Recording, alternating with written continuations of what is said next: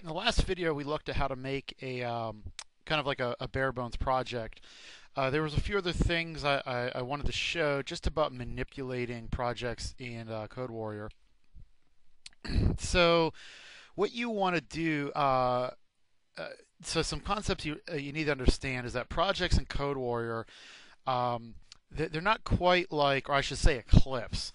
They're not quite like projects in other IDEs. There's not like a project file. There's more of like a project folder. Excuse me. So I just want to show you a couple little things about the projects. So I had this getting started project. Now one thing we can do, let's say we want to delete it. I can say delete.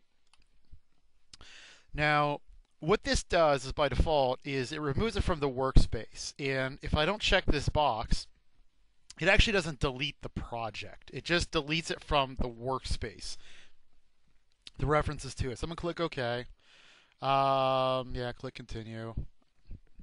So there's nothing left. So if I come back into my workspace area where I had it before, it's still there. Let me do something. Projects can be anywhere. So I can take that whole folder and I'll just put it like in the root of this D drive. If I click in here, really the project folder, is everything in here. It's looking, the thing that makes the project, these settings and some of this other metadata, this XML file. So whenever you open CodeWarrior, and let me just go back to CodeWarrior here real quick, it kind of looks for all those. So let's say you had a project, and we'll use that getting started. You wanted to open someone else's project. Well, you don't really open a project. You import it into your workspace. So if you right-click in this area, we say import, and there's also down in the system commander view an import. We just go to import.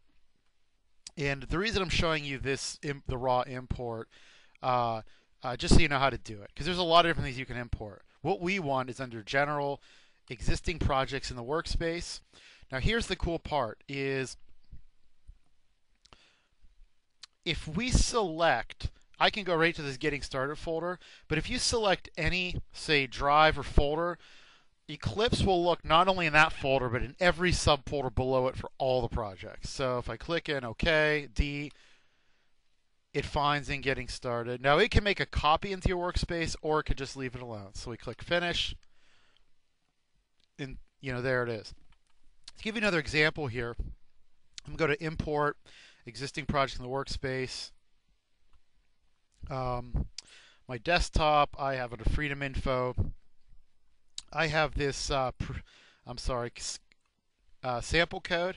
I'm just going to click on like the top level here and go OK. Notice how it scanned to all those folders and found all these projects. So once again, you don't really open projects, you import them into your workspace.